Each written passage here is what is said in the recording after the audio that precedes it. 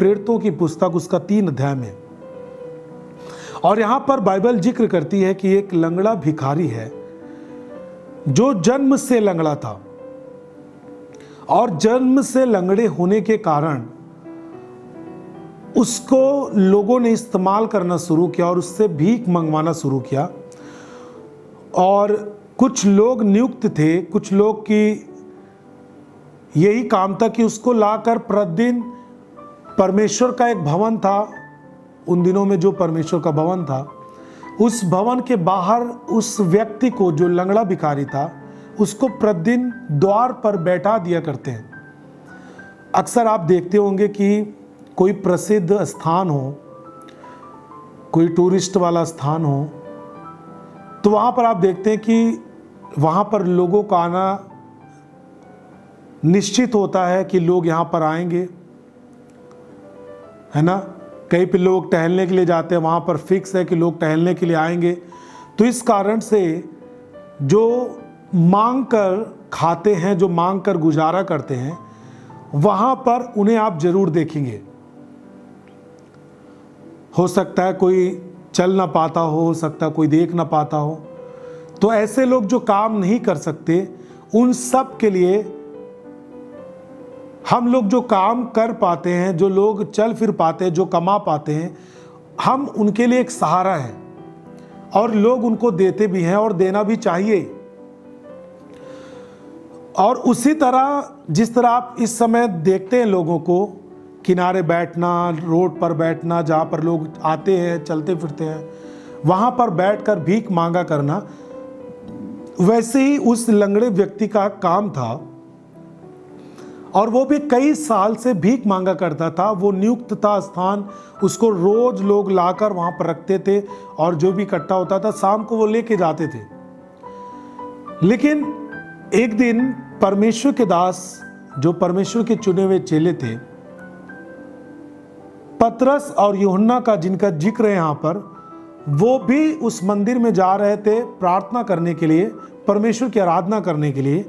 और वो भिखारी उसी जगह पर था, सबसे मांग रहा था। और उसी समय उसके सामने से पतरस और यूहन्ना भी सामने से गुजर रहे थे। तो वो हर व्यक्तियों की तरह उनसे भी मांगा कि मुझे कुछ दो भैया, मुझे कुछ दो। आप जानते हैं कि लोग कैसे मांगने वाले मांगते हैं। और वो भी लंगड़ा था और वो मांग रहा था क्योंकि वो काम नहीं कर सकता और फर्ज है हमारा कि उन्हें देना चाहिए कुछ।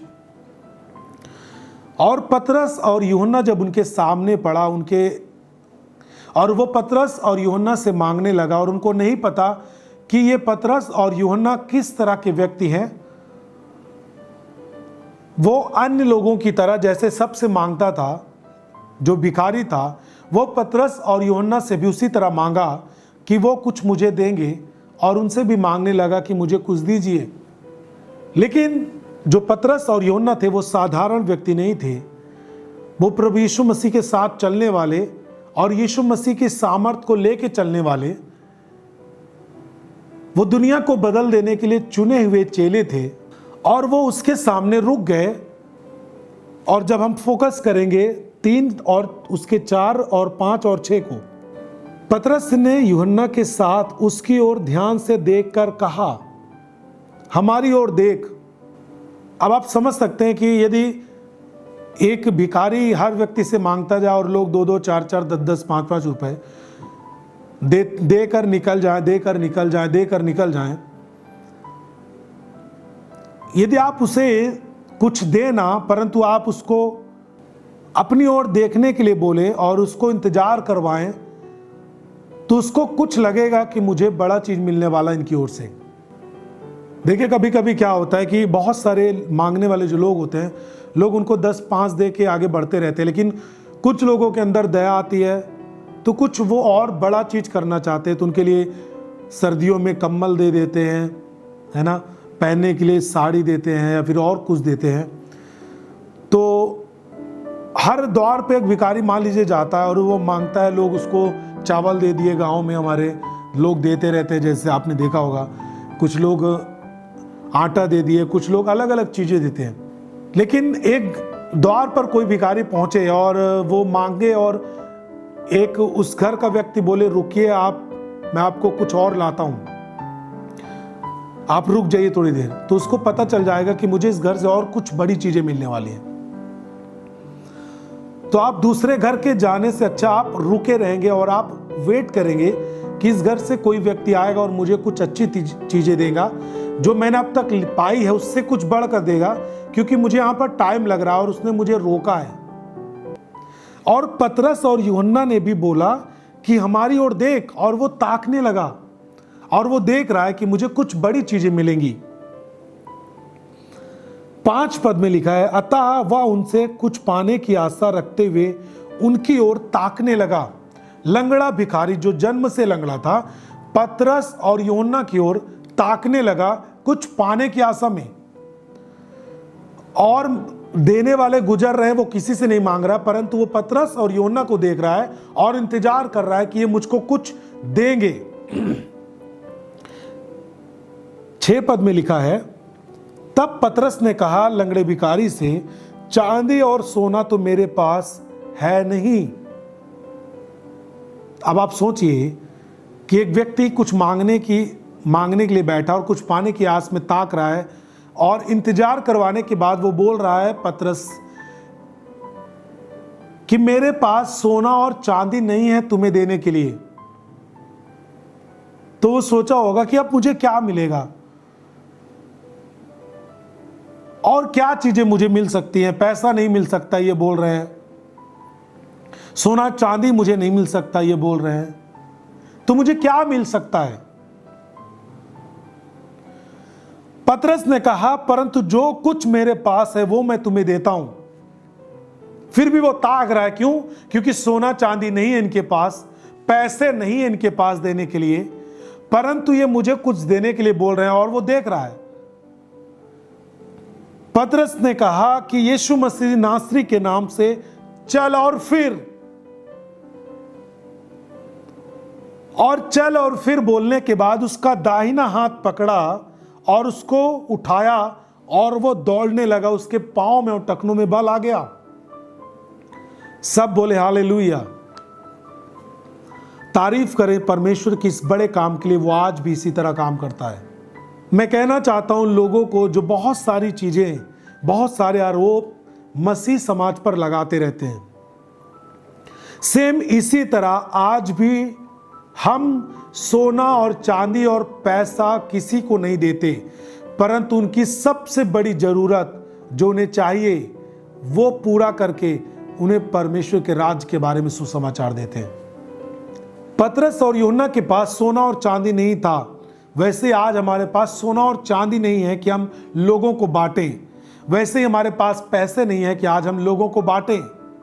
आपने देखा होगा कि एक साइकिल से चलने वाला प्रचारक भी यीशु मसीह के बारे में बताता, और उसके पास भी लोग होते हैं जो यीशु मसीह को स्वीकार करते हैं।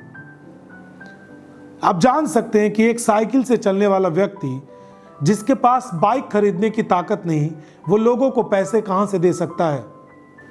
जो खुद एक पन्नी तान करके सेवकाई कर रहा है, वो लोगों की जरूरत को कैसे पूरा कर सकता है, आप समझ सकते हैं। मैं आपको बता देना चाहता हूं, जितने भी लोग हमें सुन रहे हैं, इस समय लोगों को पैसे की जरूरत नहीं है, क्योंकि पैसे लोग कमा लेंगे। भिखारी भी मांग कर कमा ले रहा था। जब वो मांग के कमा ले रहा था, तो जिसके पास हष्ट पुष्ट शरीर है वो पैसे कमा सकता है अपने परिवार के लिए। लेकिन उस लंगड़े भिखारी की क्या जरूरत थी जो उसने कभी भी खुद नहीं सोचा था, परंतु पा लिया। अब आप समझ सकते हैं कि जो व्यक्ति नहीं समझता था कि मुझे ये चीजें किसी से मिल सकती है और किसी से चलने की सामर्थ्य मांगने की आशा में नहीं था, वो चीजें जब उसे मिल गई तो क्या वो यीशु मसीह का दीवाना नहीं होगा? सेम इसी प्रकार से आज जो हजारों लाखों लोग यीशु मसीह के पीछे चल रहे हैं, उनकी जरूरत पैसे नहीं है, लेकिन वो आज क्यों प्रभु के पीछे चल रहे हैं आपको बता दें। वो इसलिए क्योंकि वो जो चीजें दुनिया से आस लगाकर नहीं बैठे थे, जब उनको वो चीजें मिल जा रही है, इस कारण से वो परमेश्वर की खोज कर रहे हैं। और वो चीजें क्या हैं? वो चीजें हैं शांति, वो चीजें हैं परमेश्वर की ओर से दिया हुआ प्रेम, वो चीजें हैं पापों की क्षमा, वो चीजें हैं पाप से आजाद होने की सामर्थ, वो चीजें हैं नफरत से आजाद होने की सामर्थ, वो चीजें हैं दूसरों को माफ करने की सामर्थ। चेले कभी भी पूरी बाइबल में आप यीशु मसीह के टाइम से लेकर यीशु मसीह के स्वर्ग जाने के बाद यीशु मसीह के चेलों के जितने भी काम इस बाइबल में हैं, आप पढ़कर देख लें, कभी भी किसी ने भी पैसे देकर लोगों को यीशु मसीह के पास नहीं लाया। न आज भी ये चीजें साबित हो पाई हैं कि लोगों को पैसे देकर यीशु मसीह के पास लाया गया है। पैसा देकर, पैसे के द्वारा यह संभव नहीं है कि किसी व्यक्ति को एक बार पैसा देकर उसे पूरी जिंदगी के लिए अपने पक्ष में रख ले कोई, यह असंभव है। लेकिन हां, यदि किसी व्यक्ति को वो चीजें जो कभी तलाश नहीं कर रहा था, प्रेम, शांति, जीवन, अनंत जीवन, स्वर्ग, अद्भुत प्रेम, परमेश्वर का प्रेम, सच्चा परमेश्वर, यदि किसी व्यक्ति को मिल जाए, मैं आपको गारंटी देता हूं वो जीवन भर और उसके आने वाली पीढ़ी भी यीशु मसीह के साथ और उस लोक के साथ खड़ी रहेगी। आमीन। क्या वो लंगड़ा भिखारी कभी सोच रहा था मैं चल पाऊंगा? नहीं, वो केवल प्रतिदिन अपनी जीविका चलाता था और आज भी लोग अपनी जीविका चलाते हैं। मैं आपको बोलना चाहता हूं, आप ट्राई कर लीजिए कि मैं आपको इतने लाख रुपए दूंगा, इतने पैसे दूंगा, आप ये काम करिए। मैं आपको बोलना चाहता हूं, वो यदि करेगा भी तो एक दो दिन करेगा, दूसरे दिन वो फिर नाटक करेगा, फिर आपसे वो पैसे मांगेगा। इस बात का जो मैं बोल रहा हूं, जो इस बात का आज लोग मसीह समाज पर दोष लगाते हैं, वो खुद अपनी जिंदगी में सोच सकते हैं कि वो खुद पैसे के लिए क्या क्या कर सकते हैं। आप किसी को अपने पक्ष में रखना चाहते हैं तो उसको आप बार बार आपको पैसे देने पड़ेंगे, बार बार आपको पैसे देने पड़ेंगे, हर महीने देने पड़ेंगे, हर महीने नहीं तो आपको 6 महीने में उसको पैसे देने पड़ेंगे, उसको अपने पक्ष में अंगीकार करने के लिए कि हाँ ये इन्होंने नहीं किया है। झूठ को सत्य बनाने के लिए पैसे आपको कई बार देने पड़ेंगे और आप एक दिन पैसे देते देते थक जाएंगे। फिर से वो व्यक्ति एक दिन बोल देगा कि ये झूठ झूठ है। लेकिन सत्य को पैसे के द्वारा सत्य साबित करने की जरूरत नहीं है। जिसने एक बार सत्य को चख लिया वो जिंदगी भर सत्य को सत्य ही कहेगा, झूठ कभी नहीं कहेगा। आमीन। लंगड़ा भिखारी कभी भी सोच नहीं पाया था कि मैं चलने की सामर्थ पाऊंगा।